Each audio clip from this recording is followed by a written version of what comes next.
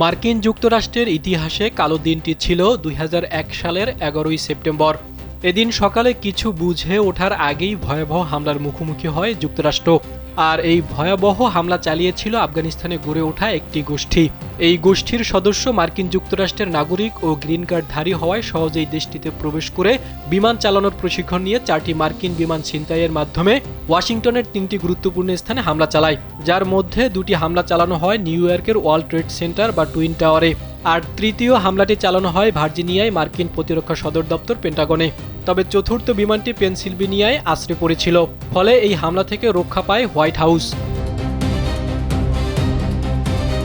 এই ঘটনার পর আফগানিস্তানে গড়ে ওঠা ওই গোষ্ঠীকে নির্মূল করতে দেশটিতে সেনা মোতায়েন করে যুক্তরাষ্ট্র, যার মধ্যে ন্যাটোভুক্ত রাষ্ট্রগুলোর সেনারাও ছিল। ২০০১ সালের ৭ অক্টোবর তৎকালীন মার্কিন প্রেসিডেন্ট জর্জ ডব্লিউ বুশ সন্ত্রাসের বিরুদ্ধে যুদ্ধের ঘোষণা দিয়ে আফগানিস্তানে অপারেশন এনডিউরিং ফ্রিডম শুরু করেন। এই অভিযানের ফলে আফগানিস্তানের বর্তমান শাসক গোষ্ঠী ক্ষমতাচ্যুত হয়। এরপর দীর্ঘ সময় ধরে আফগান মুজাহিদদের সঙ্গে লড়াই চালিয়ে যায় ন্যাটো বাহিনী। তবে দীর্ঘ সময় আফগানিস্তানে যুদ্ধ চালিয়ে গেলেও তেমন একটা সুবিধা করতে পারেনি যুক্তরাষ্ট্র। শেষ পর্যন্ত ২০২১ সালের আগস্টে আফগান যোদ্ধাদের কাছে ধরাশায়ী হয় ন্যাটো বাহিনী। এরপরই তল্পিতল্পা গুছিয়ে আফগানিস্তান ছেড়ে যায় মার্কিন বাহিনী ও ন্যাটোর সদস্যরা। আর এর ফলে দীর্ঘ ২ দশকেরও বেশি সময় পর আফগানিস্তানে আবারও ক্ষমতায় আসে বর্তমান শাসক গোষ্ঠী। তবে এ ঘটনাকে ছাপিয়ে ন্যাটো বাহিনী নিয়ে ট্রাম্পের এক মন্তব্যের পর বেজায় ক্ষেপেছে যুক্তরাষ্ট্র। ট্রাম্প বলেন, আফগান যুদ্ধে ন্যাটোর সদস্য দেশগুলোর সেনারা সম্মুখ সমরে না থেকে নিরাপদ দূরত্বে ছিল। মার্কিন প্রেসিডেন্টের এমন মন্তব্যকে অপমানজনক ও ভয়ানক আখ্যা দিয়ে এক ভিডিও বার্তায় তীব্র ক্ষোভ প্রকাশ করেছেন ব্রিটিশ প্রধানমন্ত্রী কিয়ার স্টারমার।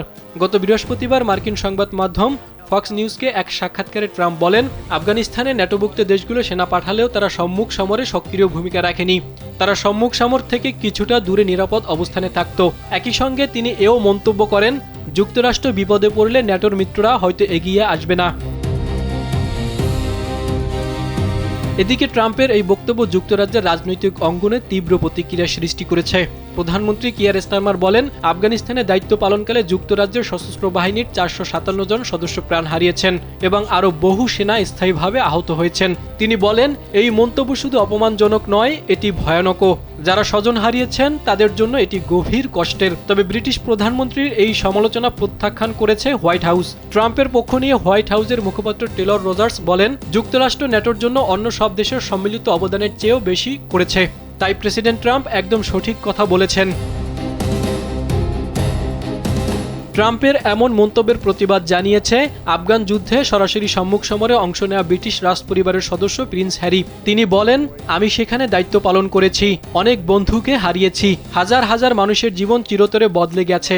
মা বাবারা তাদের সন্তানদের দাফন করেছেন, অসংখ্য শিশু এতিম হয়েছে। সেই আত্মত্যাগ নিয়ে সত্য ও সম্মানের সঙ্গে কথা বলা উচিত। বিশ্লেষকদের মতে ট্রাম্পের এই মন্তব্য শুধু যুক্তরাজ্য সম্পর্কেই নয়, বরং সামগ্রিকভাবে ন্যাটো জোট ও ট্রান্স আটলান্টিক সম্পর্কের উপরও চাপ তৈরি করেছে। জাহিদুল ইসলাম, কালবেলা।